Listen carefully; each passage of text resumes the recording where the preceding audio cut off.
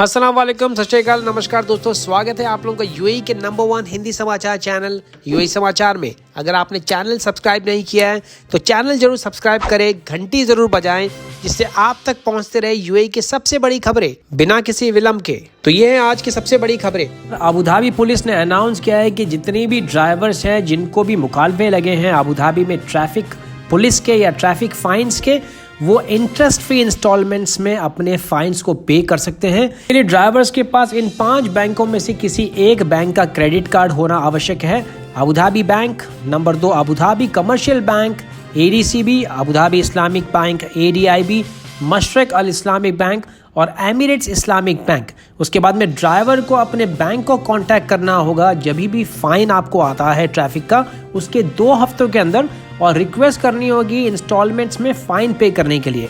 तो Abu Dhabi police ने कहा है कि ये फाइन जो है किसी भी सर्विस सेंटर और डिजिटल चैनल के द्वारा भी किया जा सकता है। अब ये फाइन बिना किसी इंटरेस्ट का पूरे साल भर में पे कर सकते हैं। पाकिस्तान इंटरनेशनल एयरलाइंस की एक फ्लाइट जो सफर कर रही थी, यात्रा कर रही थी यूएई से पेशावर के लिए, बुधवार को उसने एक इमरजेंसी लैंडिंग करी कराची इंटरनेशनल एयरपोर्ट पर। तकनीकी खराबी आने के बाद ये रिपोर्ट किया गया है पाकिस्तानी मीडिया के हवाले से। PI की फ्लाइट PK218 की कॉकपिट में हाइड्रोलिक सिस्टम में तकनीकी खराबी आई और पायलट ने कांटेक्ट किया air traffic controller Karachi airport से और उसके बाद परमिशन ली गई कराची इंटरनेशनल एयरपोर्ट पर लैंड करने की। ये खबर दी है 24 न्यूज HD TV चैनल ने। PI के प्रवक्ता ने बताया कि ये फ्लाइट पेशावर के लिए जल्दी रवाना होगी जैसे ही टेक्निकल ग्लिच को ठीक किया जाता है। तमाम फैसिलिटीज प्रदान की गई है यात्रियों को एयरपोर्ट पे। ताकि 2 दिन पहले एयर इंडिया एक्सप्रेस ने अनाउंस किया था कि शारजा और अबू धाबी से डिपार्ट करने वाले तमाम यात्रियों को कोविड-19 नेगेटिव टेस्ट रिपोर्ट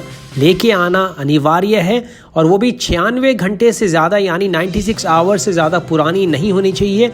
उसी लाइन में एयर इंडिया एक्सप्रेस ने वापस नया अपडेट और नया अनाउंसमेंट किया है कि अब दुबई से उड़ान भरने वाले यात्रियों को भी कोविड-19 negative test report PCR report लानी अनिवार्य है।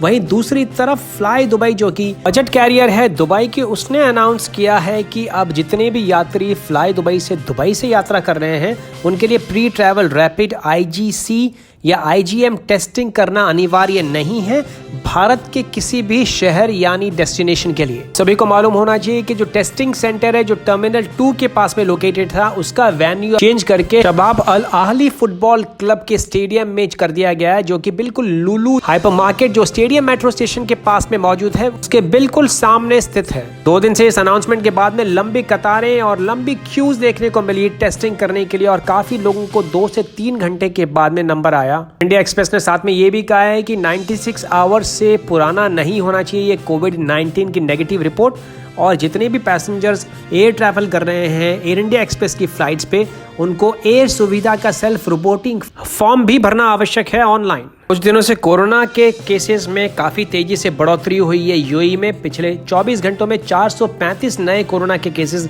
निकल के सामने आए हैं, और वहीं दूसरी तरफ 113 रिकवरीज भी दर्ज की गई है बुधवार को। वहीं एक मृत्यु भी दर्ज की गई, जिसको मिला के टोटल मृतकों की संख्या हो गई है 367। फिलहाल एक्टिव केसेस हैं यूएई में 6952 यानी 6952। बढ़ोतरी को देखते हुए डॉक्टर्स ने लोगों से आग्रह किया है कि हर तरह की प्रिकॉशन, हर तरह की सावधानी बरतें। अगर आप घर से बाहर जा रहे हैं या किसी से भी मिल रहे हैं तो सैनिटाइजर का बखूबी इस्तेमाल करें और मास्क हमेशा पहने रखें। आंकड़ा दिया गया यूएई के ministry of health and prevention के द्वारा इस्लामिक न्यू ईयर अल हिजरा को मनाने के उपलक्ष्य में आने वाले रविवार यानी 23 अगस्त को जितनी भी पार्किंग है अबू धाबी अमीरात में वो बिल्कुल मुफ्त होगी। ये अनाउंसमेंट किया है इंटीग्रेटेड ट्रांसपोर्ट सेंटर ने बुधवार को। प्रवासी बांग्लादेशी नागरिकों के 29 लोगों का एक ग्रुप जो कि अबू धाबी एयरपोर्ट पे 2-3 दिन से अटका हुआ था, उनको परमिशन दे दी गई है बुधवार में एयरपोर्ट से बाहर आने की। मतलब है कि इन लोगों के पास में रेसिडेंस वीजाज वैलिड हैं, नेगेटिव कोविड-19 के टेस्ट रिजल्ट भी थे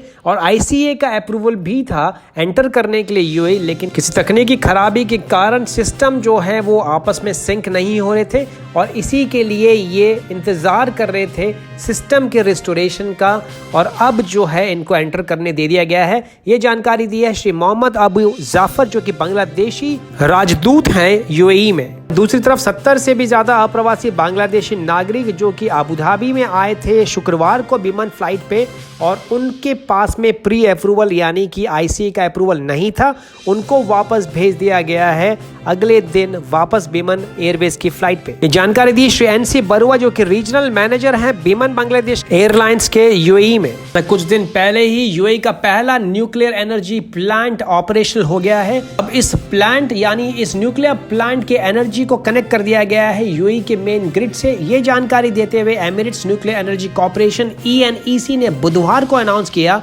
इसके ऑपरेशंस और मेंटेनेंस सब्सिडरी नवा एनर्जी कंपनी के सौजन्य से न्यूक्लियर प्लांट को कनेक्ट कर दिया गया है यूएई की मेन ग्रिड यानी मेन पावर सप्लाई से और अब पहली मेगावाट बिजली का ट्रांसफर किया गया है मेन ग्रिड में। जानकारी देते हुए श्री मोहम्मद इब्राहिम अल हमारी जो कि चीफ एग्जीक्यूटिव ऑफिसर है ENEC के, उन्होंने कहा इस पहले यूनिट के उत्पादन से पहली बार ग्रीन यानी क्लीन एनर्जी मुहैया कराई जाएगी तमाम बिजनेसेस को और तमाम रिहायशी इलाकों में यूएई में। अबू धाबी की G42 हेल्थ केयर जो कि एक टेक्नोलॉजी बेस्ड कंपनी है, उसने अनाउंस किया है एक memorandum of understanding Israeli Nanocent company के साथ में जो कि स्पेशलाइज है सेंट रीडिंग टेक्नोलॉजी, जिसके द्वारा कोविड-19 के कोई भी कण आपके अगर सांस में या आपकी बॉडी में मौजूद हैं तो वो आप केवल 30 सेकंड के अंदर पता लगा सकते हैं इस नई तकनीक के द्वारा। तकनीक के द्वारा आपको एक बैग दिया जाता है जो कि आप अपने नाक से हवा छोड़ते वक्त फुला सकते हैं और फुलाने के बाद में इसको अटैच करना होता है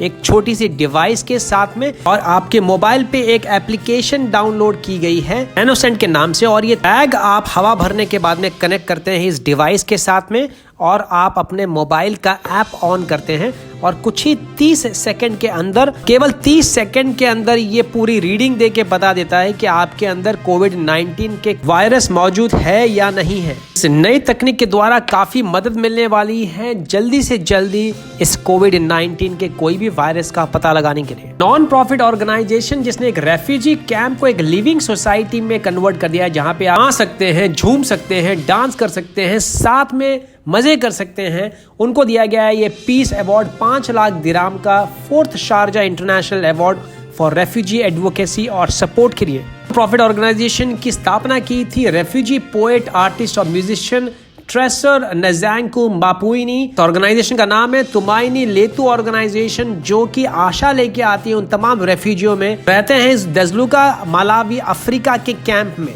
हर साल इस तुमाइनी फेस्टिवल यानी इस मेले के जरिए आर्ट एंड कल्चर इवेंट किया जाता है जो 50,000 से भी ज्यादा सालाना लोगों को अट्रैक्ट करता है और $1.5 लाख हर साल जुटा पाता है इस फेस्टिवल के द्वारा।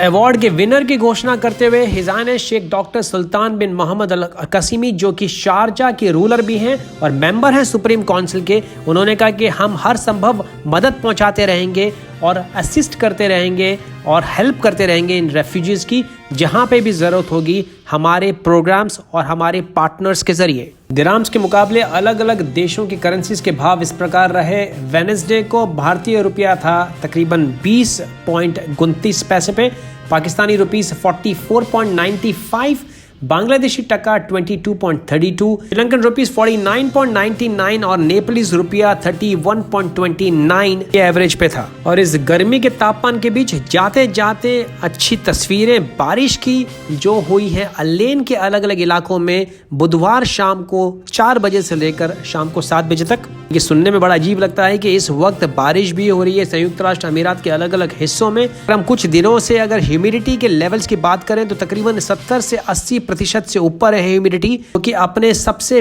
पीक के आसपास है। नॉर्मली इस दौरान 80 से 90% तक पहुंच जाती है ह्यूमिडिटी के लेवल, लेकिन इस दौरान अगर आपका बारिश से सामना हो तो इससे बढ़िया सोने पे सुहागा और कुछ नहीं हो सकता।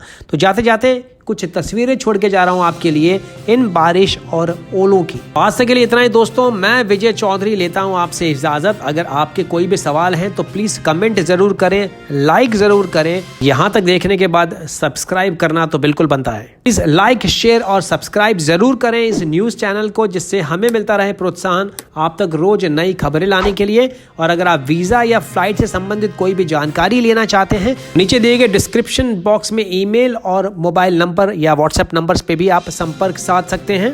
मैं विजय चौधरी लेता हूं आपसे इजाजत। मैं मिलूंगा कल नए ताजा समाचारों के साथ। तब तक रखें अपना ख्याल। सत श्री अकाल, मां सलामा, शबा खैर, नमस्कार।